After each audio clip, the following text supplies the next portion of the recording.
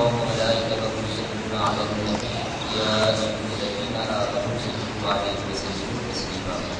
الصلاة والسلام عليك يا سيدنا رسول الله وعلى آلك وصحبك يا سيدنا رسول الله. الصلاة والسلام عليك يا سيدنا رسول الله وعلى آلك وصحبك يا سيدنا رسول الله. السلام عليكم ورحمۃ اللہ وبرکاتہ. آپ دوستوں کو معلوم ہے کہ آج اس موضوع پر میں نے ملاقات کرنی ہے وہ ہے فقہ کی ضرورت و اہمیت. فقہ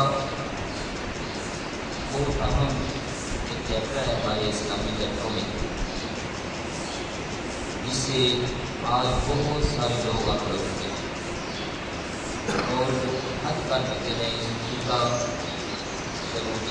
پورا باپ ہے اللہ تبارک و تعالیٰ کی طرف سے عنایت کرتا ہے. اس کو برا بھلا کہتے ہیں اور اس کے مخالف اپنے زبان کھولتے ہیں. بڑی اچھی بات ہے.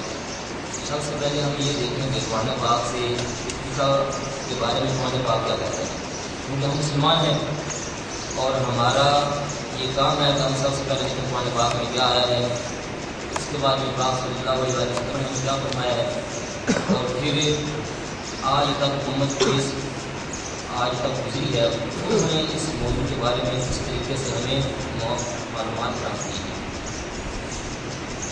لفظ فقہ اس کا مادہ ہے فا, قاف اور ہا.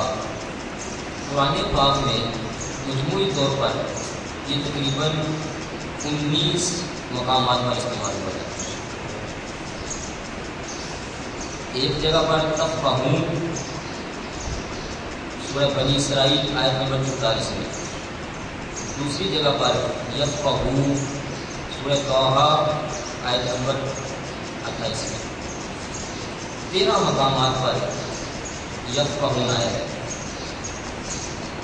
جن میں سورہ نساء آیت نمبر 78, سورہ انعام آیت نمبر 45, 65 اور 98, سورہ اعراف آیت نمبر 179, سورہ انفال آیت نمبر 65, سورہ توبہ آیت نمبر 81, 87, 127 اور سورہ کہف آیت نمبر 93, سورہ فتح آیت نمبر 15, سورہ حشر آیت نمبر 13 اور سورہ منافقون اس میں آیت نمبر 3 اور آیت نمبر 7 ہے. یہ یفقہون اللہ تبارک و تعالیٰ نے استعمال کرنا ہے. 2 جگہ پر 3 جگہ پر یفقہوا یہ استعمال ہوا ہے اور ایک جگہ پر یتفقہوا یہ استعمال ہوا ہے. اللہ تبارک و تعالیٰ نے سورہ توبہ میں آیت نمبر 122 میں استعمال کرنا ہے. یہ تقریباً 19 مقامات بنتے ہیں جن میں فا, قاف اور ہا کا لفظ استعمال کیا گیا ہے. اب یہ سمجھنا ہے کہ فقہ ہوتی کیا چیز ہے, اس کی ڈیفینیشن کی تعریف کیا ہے. لغوی اعتبار سے گرامر کے لحاظ سے فقہ کا جو ترجمہ کیا جاتا ہے وہ ہے ذہانت, علم, فہم, سوچ, سمجھنا. علم اور ذہانت کے الفاظ سے اس کا ترجمہ کیا جاتا ہے. فقہ کی اصطلاحی تعریف, اصطلاح میں جتنے بھی احکام شرعیہ ہیں, احکام شرعیہ کچھ اصولی ہوتے ہیں کچھ فروعی ہوتے ہیں. فروعی سے مراد ہے کہ جن کا انکار کرنے کی وجہ سے بندہ کافر نہیں کرنا چاہتا. ان احکام کو ان کی صحیح دلیلوں سے معلوم کرنا فقہ کا نام ہے. احکام شرعیہ فریہ کو جو فروعی مسائل ہیں ان کو دلائل سے جاننا اس کو فقہ کہا جاتا ہے. نبی پاک صلی اللہ علیہ وسلم نے بڑی تعریف فرمائی ہے فقہ کی, اور قرآن پاک کے اندر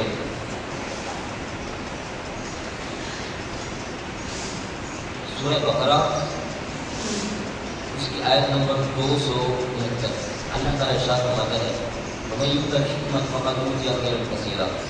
میں جس چاہتا ہوں حکمت عطا فرما دیتا ہوں اور جس کو حکمت عطا فرما دوں وہ یہ سمجھ لے کہ صرف دنیا اور آخرت کی ساری بھلائیاں میں نے عطا فرما دوں۔ سبحان اللہ۔ اب یہ جو لفظ استعمال ہوا ہے حکمت، حکمت سے کیا مراد ہے؟ یہ ہم دیکھیں گے انشاءاللہ مفسرین کی نظر میں تو حکمت سے کیا مراد ہے۔ تفسیر دور منصور بڑی کمال تفسیر ہے، علامہ جلال الدین سیوطی علیہ الرحمہ نے لکھی ہے۔ انہوں نے حکمت کی تفسیر کرتے ہوئے بڑے قول نقل کیے ہیں، فلاں نے یہ کہا، فلاں نے یہ کہا، فلاں نے یہ کہا، جن میں سے 7 قول مختلف مفسرین کو نقل کیے اور فرمایا کہ فقہ سے مراد ہے الفقہ فی القرآن، قرآن پاک کو صحیح طریقے سے سمجھ لینا۔ فقہ میں نے آپ لغوی معنی بتایا تھا، فقہ لغوی معنی ہے سمجھنا، تو الحکمت سے جو انہوں نے مراد لیا وہ فرماتے ہیں کہ حکمت سے مراد یہ ہے قرآن پاک کو صحیح معنوں میں سمجھنا، یعنی قرآن پاک میں فقہ حاصل کر لینا۔ بڑی تفاصیر کے اندر یہ حکمت کی یہ تفصیل کی گئی ہے، جس سے مراد قرآن ہے۔ حضرت علامہ ابوطیب صدیق بن حسن بن علی فتح البیان اسی آیت کے بعد لکھتے ہیں، انہوں نے مختلف قول نقل کیے اور پھر آ کر فرمایا الفقہ فی الدین، حکمت سے مراد ہے دین کے اندر فقہ حاصل کرنا۔ قرآن پاک کی تفسیر قرآن پاک سے کی گئی ہے کئی مقامات پر، جن میں سے ایک پوری تفسیر اس موضوع پر ہے تفسیر القرآنی بالقرآن۔ اس میں اسی آیت کے تحت لکھا ہے کہ حکمت سے مراد یہ ہے کہ جس طرح سے ہمیں حکم ہوا ہے ان کے اصل دلائل کو پہچان لینا۔ یہاں پر اصطلاحی معنی مراد دیا جا رہا ہے کہ میں نے آپ کو عرض کی اصطلاحی فقہ کی تعریف یہ ہے کہ احکام شرعیہ فریہ کو ان کے دلائل سے جاننا، یہاں پر انہوں نے بیان فرما دیا۔ پھر تفسیر تبری، اس میں 7 مقامات پر یہی تفسیر کی گئی ہے کہ الحکمت سے مراد ہے الفقہ فی القرآن۔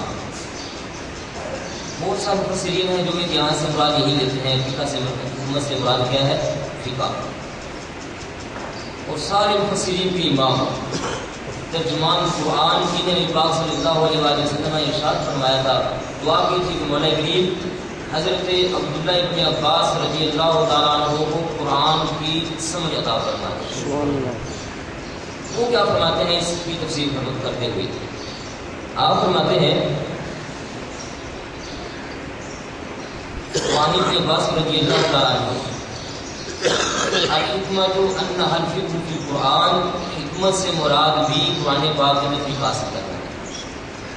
پھر آگے جا کر ارشاد فرمایا صحیح معنوں میں حکمت سے مراد یہ ہے کہ قرآن پاک کے ناسخ و منسوخ، محکم و متشابہ، مقدم مؤخر، حلال و حرام، اس طرح کی دوسری جتنی بھی اشیاء ہیں ان سب کو ان کے دلائل سے پہچان لینا حکمت کہا جاتا ہے۔ سب پہچان نہیں کر پایا ہے، اب یہ سب جانتے ہیں، علماء جانتے ہیں کہ ناسخ و منسوخ اور محکم و متشابہ، مقدم و مؤخر، حلال و حرام، یہ جتنے بھی اصطلاحات سیدنا عبداللہ ابن عباس رضی اللہ تعالیٰ نے استعمال فرمائی ہیں، یہ ساری کی ساری اصول فقہ کی اصطلاحات ہیں، اور وہ اپنے دور میں یہ فرما رہے ہیں کہ حکمت سے مراد یہی ہے کہ ناسخ و منسوخ کو اچھے طریقے سے جان لینا، اسی کو ہم فقہ کہتے ہیں۔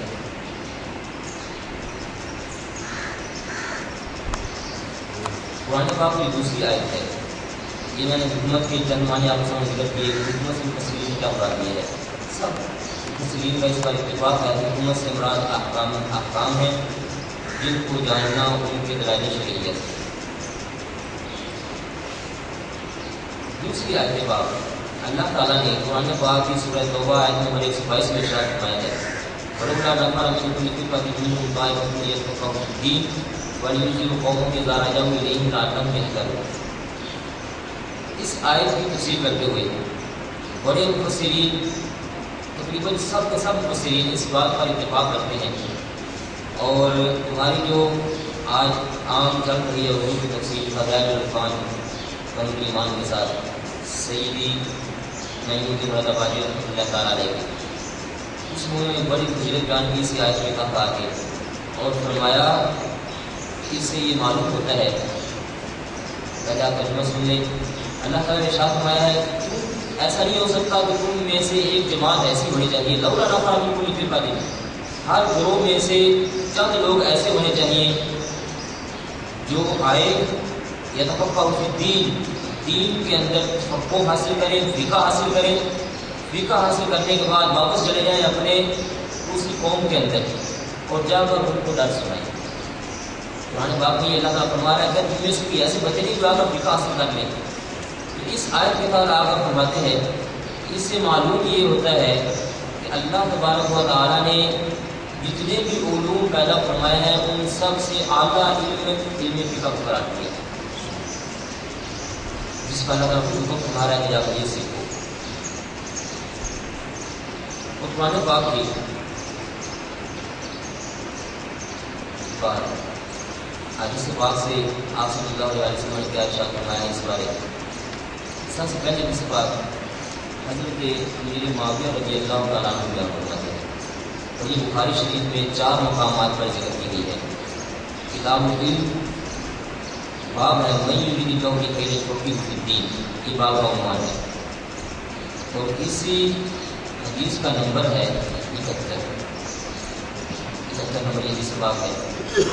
پیارے کے آقا صلی اللہ علیہ وسلم ارشاد فرماتے ہیں من یرید اللہ بہ خیرا یفقہہ فی الدین، اللہ تبارک و تعالیٰ جس کو دنیا اور آخرت کی بھلائیاں عطا فرمانا چاہتا ہے اس کو دین کے اندر فقہ علم عطا فرما دیتا ہے۔ اس بات کی تشریح کرتے ہوئے اس بات کا اگلا حصہ ہے انما انا قاسم واللہ یؤتی، اللہ تعالیٰ مجھے عطا فرماتا ہے، میں آگے دنیا میں تقسیم کرتا ہوں۔ اس بات کی تشریح کرتے ہوئے جس نے بھی بخاری شریف میں شرح کی ہے ان میں جو سب سے عمدہ اور سب سے اعلیٰ تشریح کی گئی ہے وہ علامہ بدر الدین عینی رحمۃ اللہ تعالیٰ علیہ نے عمدۃ القاری میں کی ہے، اور اسی طرح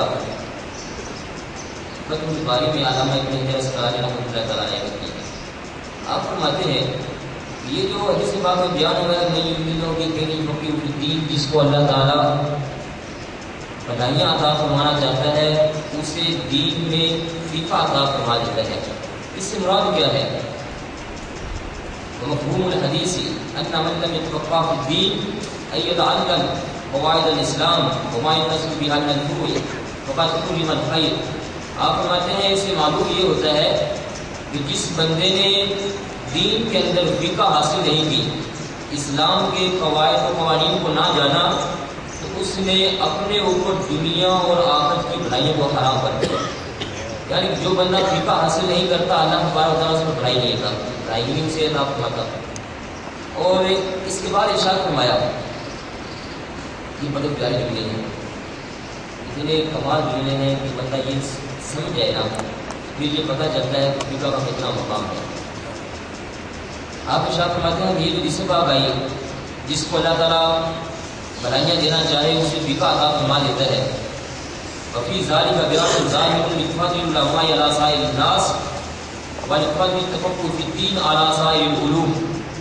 اور پھر ارشاد فرمایا فضل العلماء علی سائر الناس فی فضل الفقہ فی الدین علی سائر العلوم، کہ جس طرح انسانوں میں علماء کو سب سے اعلیٰ مقام حاصل ہے ایسے ہی تمام علوم میں فقہ کو سب سے اعلیٰ مقام حاصل ہے۔ پھر ارشاد فرمایا کہ اس سے یہ ہر بندے کے ذہن میں ہونا چاہیے کہ جتنے بھی علوم اللہ تبارک و تعالیٰ نے انسانیت کو عطا فرمائے ہیں ان سب سے اعلیٰ مقام فقہ کو اللہ تعالیٰ نے عطا فرمایا ہے۔ اس حدیث سے بات کا ایک لفظ استعمال ہوا ہے خیرن۔ خیرن کے اوپر 2 زبریں آ رہی ہیں جنہیں تنوین کہا جاتا ہے۔ تنوین کی کئی قسمیں ہیں، ان میں سے ایک قسم آتی ہے تنوین کی تعظیم کے لیے، عظمت بیان کرنے کے لیے، اور پھر دوسری یہاں پر بات یہ آپ سمجھ لیں کہ ایک ہوتا ہے معرفہ، ایک ہوتا ہے نکرہ۔ معرفہ کا مطلب ہوتا ہے کسی خاص چیز کے لیے بیان کرنا، اور نکرہ کا مطلب ہوتا ہے کسی خاص چیز کے لیے نہیں، بلکہ عام چھوڑ دینا، اس سے جو چیز مراد لے جا سکتی وہ لے جائے۔ یہاں پر خیرن یہ نکرہ استعمال کیا گیا ہے، خاص کسی چیز کے لیے بیان نہیں ہوا۔ خیرن مطلب بھلائی، تو بھلائی کسی قسم کی بھلائی ہو، دنیا کی بھلائی ہو، آخرت کی بھلائی ہو، جو بھی ہم مراد لینا چاہیں اس سے لے سکتے ہیں۔ یہی محدثین نے اس کی تشریح کرتے ہوئے لکھا ہے کہ پیارے کریم آقا صلی اللہ علیہ وسلم نے یہ بیان فرمایا، جسے اللہ تعالیٰ بھلائیاں دینا چاہے تو بھلائی دنیا کی بھی ہوتی ہے، بھلائی آخرت کی بھی ہوتی ہے۔ جسے اللہ تعالیٰ دنیا اور آخرت کی ساری بھلائیاں دینا چاہتا ہے، اللہ تعالیٰ اسے دین کے اندر فقہ عطا فرماتا ہے۔ سبحان اللہ۔ اس سے بھی بڑی فضیلت سامنے آتی ہے فقہ کی۔ دوسری صفات حضرت سیدنا زید بن ثابت رضی اللہ تعالیٰ عنہ، ان کو بڑا مقام حاصل ہے۔ یہ ارشاد فرماتے ہیں کہ سمیعت رسول اللہ صلی اللہ علیہ وسلم، میں نے اپنے پیارے کریم آقا صلی اللہ علیہ وسلم کا پیارا ارشاد سنا، فرما رہے تھے، میں سن رہا تھا، تو آپ نے کیا فرمایا؟ آپ نے فرمایا یقول نذر اللہ امرا امرا عبدا سمع منا حدیثا فحفظه حتى يبلغه فرب حامل فقه الى من هو افقه منه ورب حامل فقه ليس بفقيه۔ اس کو ترمذی شریف کے اندر روایت کیا گیا ہے، امام ترمذی نے حدیث نمبر 2656 2656 حدیث باب یہ نقل فرمائی ہے۔ اس کے درمیان یہ ہو رہا ہے، پیارے کی آقا صلی اللہ علیہ وسلم نے ارشاد فرمایا، اللہ تبارک و تعالیٰ اس بندے کو ہمیشہ کامیابیوں سے نوازے جس نے میری ایک بات کو سنا اور سن کر اسے محفوظ کر لیا، محفوظ کرنے کے بعد اسے آگے پہنچا دیا۔ پھر آگے اس کے پہنچانے کی غرض یہ ہو، کیونکہ ایسا ہو سکتا ہے کہ جو اس نے سنا ہے، جو مجھ سے سننے والا ہے، اس کو اللہ تبارک و تعالیٰ نے وہ فقہ عطا نہ فرمائی ہو جس کو یہ جا کر سنائے گا، جو فقہ اللہ تعالیٰ نے اس کو عطا فرمائی ہے۔ اس کو سنائے گا، ہو سکتا ہے زیادہ فقیہ ہو، اس کو چاہیے جا کر اس کو سنا دے۔ پھر ارشاد فرمایا کہ بعض مقامات پر ایسا ہوتا ہے کہ وہ بندہ بات سن تو لیتا ہے لیکن اس کو تو سمجھنے کی صلاحیت ہی نہیں ہوتی، اسے بات سنی ہوئی ہے، یاد بھی کی ہوئی ہے، لیکن اس کو سمجھنے کی صلاحیت نہیں ہے، اس لیے اس کو چاہیے ورب حامل فقہ لیس بفقیہ۔ بعض ایسے ہوتے ہیں جو علوم کو اٹھائے ہوئے تو ہوتے ہیں لیکن ان میں سمجھنے کی صلاحیت نہیں ہوتی، اس لیے ان کو چاہے جا کر دوسروں کو سمجھا دے، بتا دے۔ جب دوسروں کو بتائیں گے تو وہ ہو سکتا ہے اس سے بڑے بڑے مسائل حل کر لیں۔ یہ اس کی تشریح محدثین نے لکھا ہے۔ ابو داؤد شریف کے اندر کتاب العلم باب نشر العلم کے اندر یہ حدیث بات کرنے کی ہے، اور اس حدیث بات سے یہ ہمیں معلوم ہوتا ہے کہ انسانیت کی معراج اللہ تبارک و تعالیٰ نے صرف کسی چیز کو یاد کر لینے کے اندر نہیں رکھی، بلکہ انسان کو معراج تب ہوگی جب وہ کسی بات کو یاد کر کے پھر سمجھ کر دین کے اندر فقیہ کے مقام پر فائز ہوگا، اللہ تعالیٰ اسے معراج عطا فرمائے۔ اس لیے اس بات یہ میں آپ کو جانتے ہیں جس بات اس کی عرض کر رہا ہوں کہ حدیث کے اندر اللہ تبارک و تعالیٰ کے پیارے کو ہمارے پیارے آقا صلی اللہ علیہ وسلم نے فقہ کا کیا مقام عطا فرمایا، فقہ کو کیا مقام دیا ہے، وہ بھی معلوم ہو جائے، تاکہ بعد میں کوئی بندہ بھی جب فقہ کے بارے میں اعتراض کرے تو ہم اس سے کیا سیکھیں گے، یار ہمارے آقا کو یہ فرماتے ہیں تو کی بات یہ اعتراض ہے، یہ ہمارے ذہن میں ہونا چاہیے۔ تیسری حدیث باب، اور اس باب کا عنوان بڑا کمال عنوان ہے۔ امام ترمذی علیہ رحمہ نے اس باب نقل کرنے سے پہلے جو باب کا عنوان دیا ہے بڑا اعلیٰ عنوان قائم کیا ہے۔ آپ فرماتے ہیں باب ما جاء فی فضل الفقہ علی العبادہ، عبادت کرنے والے کے اوپر فقیہ کو اللہ تبارک و تعالیٰ نے کتنا مقام عطا فرمایا ہے، اس بارے یہ عنوان ہے۔ اس کے اندر آپ نے اس بات نقل کی حضرت سیدنا عبداللہ ابن عباس رضی اللہ تعالیٰ عنہ، جن کا پہلے سماعت فرما رہے تھے، حکمت سے مراد قرآن پاک میں فقہ حاصل کرنا ہے، یہی اس حدیث باب کے راوی ہیں۔ آپ فرماتے ہیں کہ پیارے کریم آقا صلی اللہ علیہ وسلم نے ارشاد فرمایا فقیر واحد اشد علی الشیطان من الف عابد، ایک فقیر شیطان پر 1000 عابدوں سے زیادہ بھاری ہوتا ہے۔ 1000 عابد ہوں، صرف عبادت کرنے والے ہوں، فقہ نہ جانتے ہوں، ان کو فقہ کا علم نہ ہو، وہ ایک طرف، اور ایک فقیر بندہ جس کو اللہ تبارک و تعالیٰ نے فقہ سے نوازا ہے، سمجھ سے نوازا ہے، وہ ایک طرف 1000 بندے عابد ہوں، وہ شیطان پر بھاری آئیں گے، ان سب کے مقابلے میں یہ اکیلا فقیر شیطان پر بھاری آ جائے گا۔ اس حدیث پاک سے ہمیں یہ پتہ چلتا ہے کہ ایک عابد ہے نا، عابد عبادت کرنے والا، وہ عبادت کر کے اپنے آپ کو دریا سے پار لگانا چاہتا ہے، لیکن جو فقیر ہے وہ صرف اپنے آپ کو نہیں بلکہ ساری امت کی بھلائی سوچتا ہے کہ ساری امت کو میں لے کر پار چلے جاؤں۔ اسی وجہ سے اللہ تبارک و تعالیٰ کے پیارے محبوب ہمارے پیارے کے آقا صلی اللہ علیہ وسلم نے علماء کو اپنا نائب قرار دیا ہے، انبیاء کا نائب قرار دیا ہے۔ جیسے انبیاء کو یہ فکر ہوتی ہے، کسی ایک امتی کی فکر نہیں ہوتی، نبی کو فکر ہوتی ہے کہ میری ساری کی ساری امت کی بخشش ہو جائے، کوئی میرا امتی بھی پیچھے نہ رہ جائے۔ ایسے ہی اس فقیر عالم دین صحیح جو عالم ہے اس کو بھی یہ فکر ہوتی ہے کہ کوئی بھی پیارے کریم آقا صلی اللہ علیہ وسلم کا امتی اور میرا مسلمان بھائی پیچھے نہ رہ جائے، وہ بھی میرے ساتھ جنت میں چلا جائے۔ یہی وجہ ہے کہ اللہ تبارک تعالیٰ کے پیغمبر صلی اللہ علیہ وسلم نے فرمایا یہ علماء انبیاء کے وارث ہیں، جیسے ہماری فکر ہوتی ہے ویسے ہی ان کو اللہ کی فکر عطا فرمائی ہے۔ اور پھر چوتھی حدیث سے بات کے اندر آپ صلی اللہ علیہ وسلم نے ارشاد فرمایا، اس میں حدیث سے بات ہے خیارکم فی الجاہلیۃ خیارکم فی الاسلام اذا یتفقہوا، کہ زمانہ جاہلیت میں جو لوگ بڑے اعلیٰ مقام حاصل کیے ہوئے تھے، اپنے آپ کو بڑا سمجھتے تھے، جب وہ اسلام قبول کر چکے تو اسلام میں بھی اللہ تعالیٰ نے ان کو بہت بڑے بڑے مقام عطا فرمائے ہیں۔ جیسے تم وہاں پر بڑے اعلیٰ مقام پر فیض تھے، ویسے ہی تمہیں اسلام بھی بڑے اعلیٰ مقام پر فیض فرمائے گا، لیکن شرط یہ ہے اذا فقہوا، تب تمہیں اسلام میں اعلیٰ مقام ملے گا جب تم دین کے اندر فقہ حاصل کر لو گے۔ یعنی کہ جو بندہ دین میں فقہ حاصل نہیں کرے گا، چاہے وہ پہلے کتنا ہی اعلیٰ مقام رکھتا ہو، دین میں آ کر اگر اس نے فقہ حاصل نہیں کی، وہی پہلے کی طرح جاہل کا جاہل رہا، صرف مسلمان ہو گیا، تو اس کو باقی مومنوں کے مقابلے میں اعلیٰ مقام عطا نہیں کیا جائے گا۔ پیچھے حدیث سے بات کی میں نے آپ کو تھوڑی ذکر کی، ان سے یہ معلوم ہوتا ہے کہ اللہ تبارک و تعالیٰ کہ پیارے محمد صلی اللہ علیہ وسلم نے جو فقہ کو مقام عطا فرمایا وہ بڑا اعلیٰ مقام ہے، جس کے بغیر ہمارے لیے چارہ نہیں ہے۔ یہ ایک دو موضوع تھے ہمارے اس عنوان میں، فقہ کی ضرورت اور اہمیت ہمارے سامنے واضح ہوئی۔ اہم بڑا اہم موضوع ہے جس کو سیکھنے کے لیے خود پیارے کے آقا صلی اللہ علیہ وسلم حکم فرما رہے ہیں، اور اللہ تبارک و تعالیٰ کی قرآن پاک میں اس کو بڑا مقام بیان فرمایا۔ دوسرا جو موضوع ہے اس کے اندر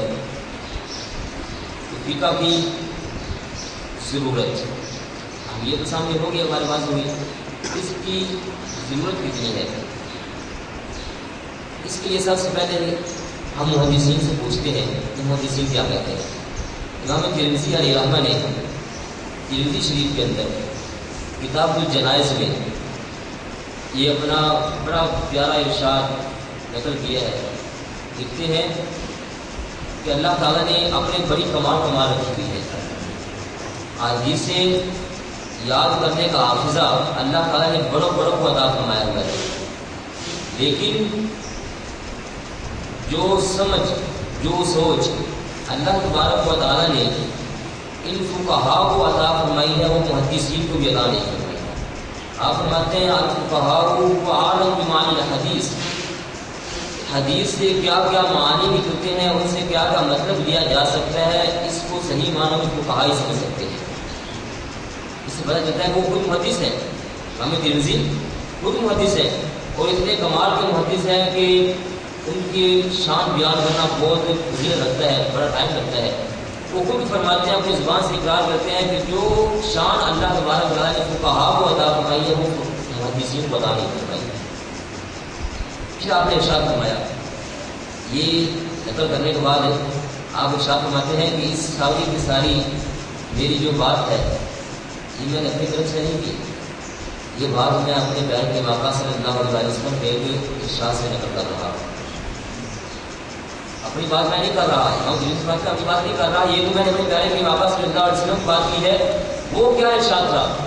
آپ نے فرمایا فرُبَّ حَامِلِ فِقْهٍ لَيْسَ بِفَقِیہٍ، بہت ایسے علم کو اٹھائے ہوئے پھرتے ہیں جن کو فقہ کا علم عطا نہیں کیا گیا، ان کو چاہیے وہ جا کر کسی کو سنا دے، کیونکہ اگلے والا بندہ اس سے زیادہ فقیہ ہو سکتا ہے۔ اس لیے میں نے یہ کہا کہ محدثین کو تو سوچ بھی عطا کی گئی ہے، سمجھ بھی ہوتی ہے، وہ حدیث بیان بھی کر لیتے ہیں، لیکن جو سمجھ جو حدیث پاک کا مطلب کہاں سمجھ سکتے ہیں وہ محدثین بھی نہیں سمجھ سکتے۔ اب جب یہ ہمارے سامنے واضح ہو گیا، بڑے مسائل ہیں، بڑی مثالیں دی جا سکتی ہیں کہ جو حدیث کے معنی فقہاء سمجھ سکتے ہیں وہ خود محدثین بھی نہیں سمجھ سکتے۔ علامہ ابو یوسف مولانا شریف احمد کوٹلی لوہارا والے، انہوں نے ایک بڑا پیارا شیخ سعدی شیرازی رحمۃ اللہ تعالیٰ علیہ کا ایک لطیفہ لکھا ہے اسی بات پر کہ صرف اور صرف حدیث کو سن لینا، کسی کی بات کو سن لینا یہ اور چیز ہے، اس کے اندر جو بیان ہو رہا ہے اس کو سمجھ لینا یہ اور چیز ہے۔ آپ اس بات کو اگر کرنے کے بعد ارشاد فرماتے ہیں، دو دوست تھے، ایک دوست نے دیکھا کہ اس کے دوسرے دوست کی کس کا لڑائی ہو رہی ہے، لڑائی ہو رہی ہے اور جو اس کا مخالف ہے اس پر بڑھ رہا ہے لڑائی کے اندر۔ اس دوست نے سوچا کہ یار میں جا کر اپنے دوست کی مدد کرتا ہوں۔ یہ دوڑتا ہوا آیا، اس نے آ کر اپنے اس دوست کے دونوں ہاتھ پکڑ لیے، دونوں ہاتھ پکڑ کے پیچھے لگا لیے۔ اب دوسرا جو بندہ مخالف ہے اس کو اور موقع مل گیا، اس نے خوب پٹائی کی، اچھے طریقے سے جب اس نے پٹائی کری تھک گیا، بار بار کے جب تھک گیا تو چلا گیا۔ اب اس دوست نے اس دوست سے کہا یار تو میرا اچھا دوست ہے، وہ خود آگا مجھے پکڑ کے دوسرے بندے سے پٹوا رہا ہے۔ وہ آگے سے کہنے لگا کہ یار آپ نے وہ شیخ سعدی شیرازی رحمۃ اللہ علیہ کو شعر نہیں سنا ہوا، دوست عام باشر کے غیرت دستے دوست در پریشان حالی بدن ماندگی، کہ ہر پریشانی کی حالت میں جیسی بھی مصیبت کے اندر مبتلا ہو، ایک دوست کا کام یہ بنتا ہے وہ دوسرے دوست کے آگے ہاتھ پکڑ لے۔ تو میں نے دیکھا تم پریشانی میں مبتلا ہو، میں نے آ کر تمہارے ہاتھ پکڑ لیے۔ وہ آگے سے کہنے لگا یار اس کا مطلب تو یہ تھا کہ ایک دوست کا یہ فرض بنتا ہے وہ دوسرے دوست کی آگے مدد کرے۔ وہ کہنے لگا یار میں نے تو ذہنی معنی سمجھے تھے۔ اس کے نیچے آ کر فرماتے ہیں شیخ ابو یوسف کوٹلی لوہارا والے کہ اگر وہی بندہ 2 منٹ اور اسی اپنی سمجھ میں لگا رہتا تو اس بیچارے بندے اپنے دوست کا بیڑا گرک کر دیتا اس نے۔ اس لیے بات کو پڑھ لینا اور ہے، اس کا لینا اور ہے، اور اس سے جو مطلب نکل رہا ہے وہ سامنے لے آنا، اس کو سمجھ لینا یہ اور چیز ہے۔ امام بخاری رحمۃ اللہ تعالیٰ علیہ آپ جانتے ہیں بڑے کمال کے محدث ہوئے ہیں۔ ہمیں بخاری رحمۃ اللہ تعالیٰ علیہ کو اللہ تعالیٰ نے بڑا حافظہ عطا فرمایا تھا، آپ کو 6 لاکھ احادیث کی زبانی یاد تھی، اور ایک ایک راوی کا نام آپ کو زبانی یاد تھا۔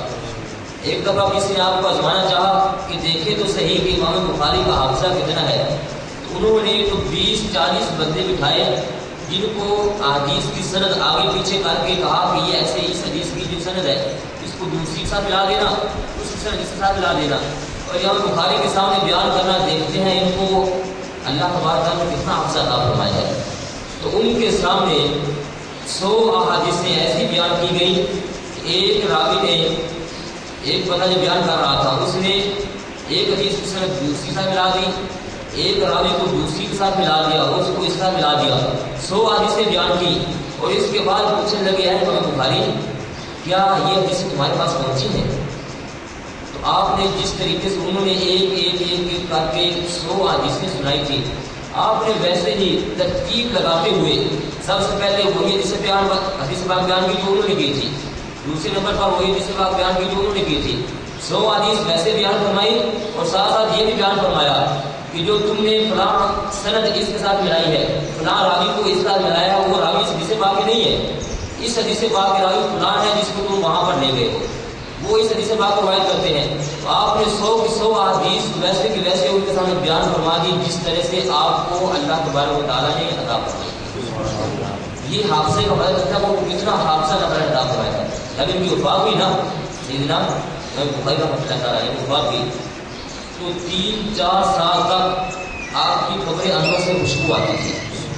جو بندہ آپ کی قبر کی مٹی لے کر جاتا تھا، اللہ تبارک و تعالیٰ اس مٹی کے صدقے سے بیماروں کو شفا عطا فرما دیتا ہے۔ سبحان اللہ، بڑی شان ہے۔ لوگوں نے آ کر مٹی اٹھانا شروع کر دی قبر سے، اتنی مٹی اٹھائی قبر سے، خوشبو آتی تھی، اس سے شفا پیدا ہو گئی۔ تو اس مٹی کے اٹھانے کی وجہ سے آپ کی جو قبر شریف کے اوپر وہ ٹائلیں رکھی ہوئی تھی وہ نظر آنی شروع ہو گئی تھی، اور اس وقت کا جو سلطان تھا اس کو یہ خطرہ پڑ گیا کہیں یہ نہ ہو کہ ٹائلیں اٹھا کر اندر سے امام بخاری کو نہ نکال دیا گیا۔ انہوں نے دوبارہ اپنی قبر بنوا کر اس قبر کے ارد گرد جگہ لگوا دیا، کوئی بندہ اس پر پہنچ نہ سکے، اور لوگوں کی اتنی محبت تھی کہ وہ جو جنگلے کے ساتھ بالکل مٹی ملی ہوئی تھی وہاں سے لوگ آ کر مٹی اٹھا کر لے جاتے تھے۔ اتنا کمال اور اتنا اللہ تبارک و تعالیٰ کی طرف سے شان والے محدث ہوئے ہیں، بڑے اعلیٰ شان رکھتے ہیں۔ یہ آپ پہلے سے محفوظ کر لیں کہ ان کی اتنی بڑی شان ہے، لیکن یہ بھی آپ ذہن میں رکھیں کہ یہ محدث تھے، فقیہ نہیں تھے۔ کیا تھے؟ محدث تھے، فقیہ نہیں تھے۔ پہلے ایک مسئلہ اپنے ذہن میں سمجھ لے، یہ مسئلہ ہے کہ جب کوئی بچہ 2 سال کا ہو، 2 سال کے اندر اگر وہ کسی عورت کا دودھ پی لیتا ہے تو اس دودھ پینے کی وجہ سے وہ عورت اس پر حرام ہو جائے گی، اس کی ماں بن جائے گی، جسے حرمت رضاعت کہتے ہیں۔ رضائی ماں ہوگی، اللہ تعالیٰ نے ارشاد فرمایا ہے امہاتکم اللتی ارضعنکم، وہ عورتیں جو تمہیں دودھ پلاتی ہیں وہ تمہاری مائیں ہیں۔ یہ حکم ہوا ہے عورتوں کے بارے میں، جنس کا دودھ پی گی، اور یہ خاص احکام اللہ تبارک و تعالیٰ نے انسانوں کے لیے رکھے ہیں، جنوں کے لیے رکھے ہیں، نہ کہ باقی مخلوق کے لیے۔ تو یہ ہمارے جو کہا مسئلہ بیان فرماتے ہیں ہدایہ شریف کے اندر، اور جتنی بھی باقی کتب ہیں فقہ کی، ان میں لکھا ہوا ہے کہ اگر کسی بچے نے 2 سال کی عمر کے اندر کسی بکری کا دودھ پی لیا تو کیا وہ بکری اس بچے کی ماں کہلائے گی؟ اس کے بعد نتیجہ نکالتے ہیں کہ اگر کسی بچے نے کسی بکری کا دودھ پی لیا 2 سال کی عمر کے اندر 2.5 سال کی عمر کے اندر تو وہ بکری اس بچے کی ماں نہیں بن سکتی۔ اگر کوئی بچہ 2.5 سال کی عمر میں کسی عورت کا دودھ پیے گا تو عورت اس کی رضائی ماں کہلائے گی، لیکن اگر 2.5 سال کی عمر کے اندر یہ بچہ کسی بکری کا دودھ پی لیتا ہے یا کوئی آگے پلا دیتا ہے وہ بکری اس کی ماں نہیں کہلائے گی۔ یہ فقہاء کا بالاتفاق اس پر اجماع ہے، اور سارے کے سارے امام اس پر اجماع کرتے ہیں، اتفاق کرتے ہیں۔ سیدنا امام اعظم ابو حنیفہ رضی اللہ عنہ ہو، سیدنا امام مالک، سیدنا امام شافعی، سیدنا امام احمد بن حنبل، چاروں فقہاء اس بات پر اتفاق کرتے ہیں کہ اگر کسی بکری نے بچے کو دودھ پلایا اور بچے نے پی لیا تو وہ بچے کی ماں نہیں بن جائے گی۔ اب یہ مسئلہ آپ کے سامنے واضح ہو گیا۔ اب آئیے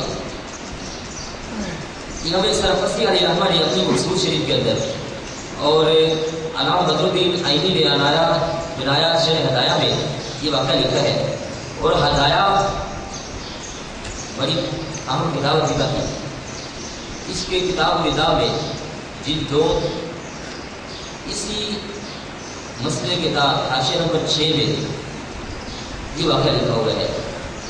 امام بخاری رحمۃ اللہ تعالیٰ علیہ بخارا کے اندر رہتے ہوئے ایک مسئلہ بیان کرتے تھے۔ لوگوں نے آ کے ایسے مسئلہ پوچھا، کیا امام بخاری تمہاری بڑی شان ہے، اللہ تعالیٰ نے تمہیں بڑا کمال افضل عطا فرمایا ہے، تو ہمیں یہ بتاؤ کہ اگر کوئی بچہ بکری کا دودھ پی لے 2.5 سال کی عمر کے اندر تو کیا وہ بکری اس بچے کی ماں بن جائے گی؟ تو آپ نے فرمایا ہاں، وہ بکری اس بچے کی ماں بن جائے گی۔ وہ لوگ گئے انہی کے ساتھ ہی ایک بڑے فقیر رہتے تھے شیخ ابو حفص کبیر رحمۃ اللہ تعالیٰ علیہ. ان کے پاس گئے جا کر کہنے لگے کہ امام بخاری رحمۃ اللہ تعالیٰ علیہ نے یہ مسئلہ بیان فرمایا ہے. تو وہ خود آئے آ کر کہنے لگے امام بخاری سے کہ آپ کو اللہ تعالیٰ نے حافظہ بڑا کمال عطا فرمایا ہے، آپ صرف حدیث پاک بیان فرمایا کریں، اس کے اندر کیا لکھا ہے، اس سے کیا کیا معنی نکلتے ہیں، کیا مطلب ملتا ہے، یہ مت بیان فرمایا کریں. آپ کا حدیث پاک بیان کرنا، اس سے معنی سمجھنا یہ بہت کام ہے.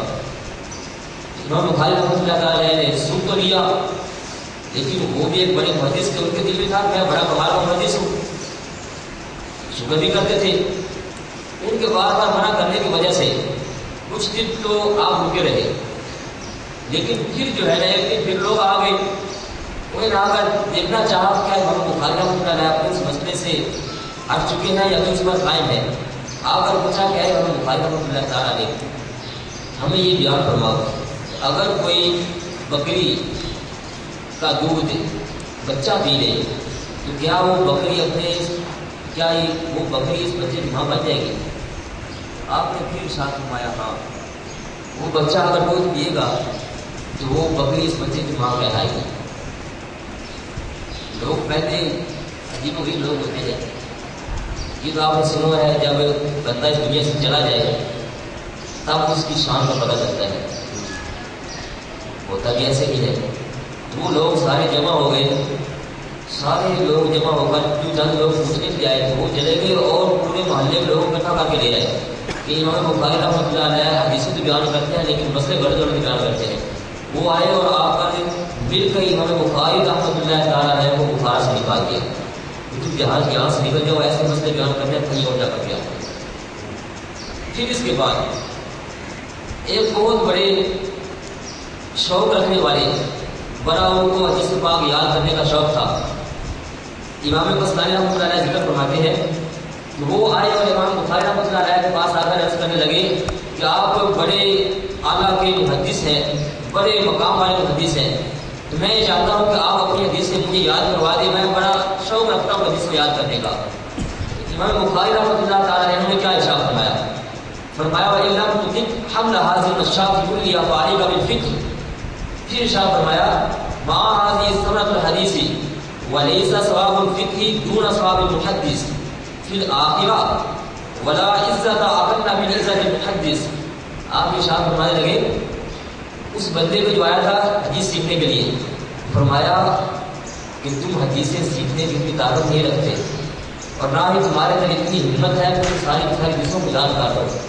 میں تمہیں یہ کہتا ہوں کہ جا کر حدیثوں کو یاد کرو اور یاد کرنے کے بعد یہ پکا اپنے اندر تہیہ کر لو کہ میں نے فقیہ بننا ہے. اور پھر ارشاد فرمایا کہ محدث کی بڑی شان ہے، محدث کی بڑی شان ہے، لیکن جو شان اللہ تعالیٰ نے فقیہ کو عطا فرمائی ہے وہ محدث کو بھی عطا نہیں فرمائی. یہ کچھ ہم ہماری بیان فرما لیتے واقعہ پیش آ گیا نا میرے ساتھ کیا ہوا ہے، محدث تو میں ہوں لیکن فقیہ نہیں ہوں. تو پتہ چل گیا کہ محدث کی کتنی شان ہوتی ہے، فقیہ کی کتنی شان ہوتی ہے. اور خود فرمایا کہ جا کر فقیہ بن جاؤ، محدث بنو گے تو بڑی اعلیٰ بات ہے، لیکن جب فقیہ بنو گے تو پھر اس سے بھی اعلیٰ مقام حاصل ہوگا.